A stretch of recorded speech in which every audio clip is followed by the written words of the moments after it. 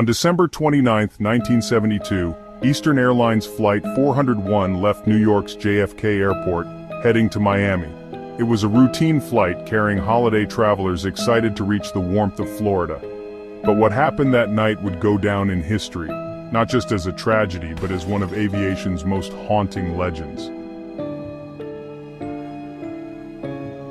Hi everyone, welcome to the History Vault.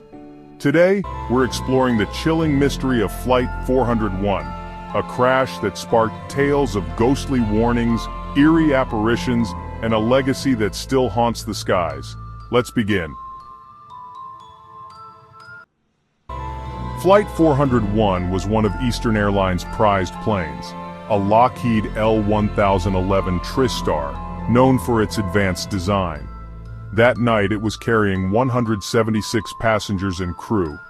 But just as the plane was about to land in Miami, a small issue threw the cockpit into disarray. There's a tragically related technical problem. The crew became so distracted by a burned-out indicator bulb that they failed to notice something critical.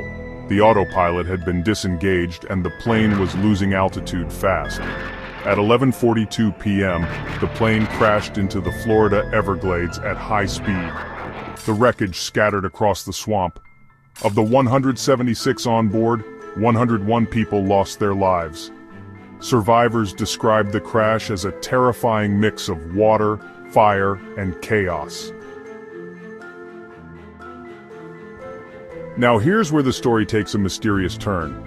In the months after the crash, something strange began happening. Crew members and passengers on other Eastern Airlines flights started reporting ghostly encounters.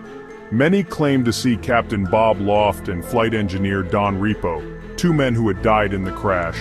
These weren't just fleeting shadows. Witnesses said the spirits spoke to them, warning of mechanical failures or dangers. Most chilling part? These sightings often happened on planes that had salvaged parts from Flight 401. In one case, a crew member swore that Don Repo appeared in the cockpit, warning them about an engine issue. When they checked, he was right. The plane had a serious problem that could have caused another disaster. So, what do we make of this?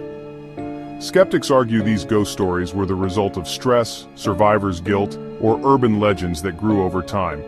But the accounts are detailed and consistent, coming from seasoned professionals, pilots and flight attendants who were not prone to exaggeration. Eventually, Eastern Airlines removed all parts salvaged from Flight 401. After that, the sightings mysteriously stopped. Whether you believe in ghosts or not, the story of Flight 401 leaves us with questions that may never be answered. What we do know is that 101 lives were tragically lost that night, and their memory continues to haunt the aviation world. Thanks for joining me on the History Vault. If you enjoyed this video, don't forget to like, share, and subscribe for more fascinating stories. And let me know in the comments, do you think the ghosts of Flight 401 were real?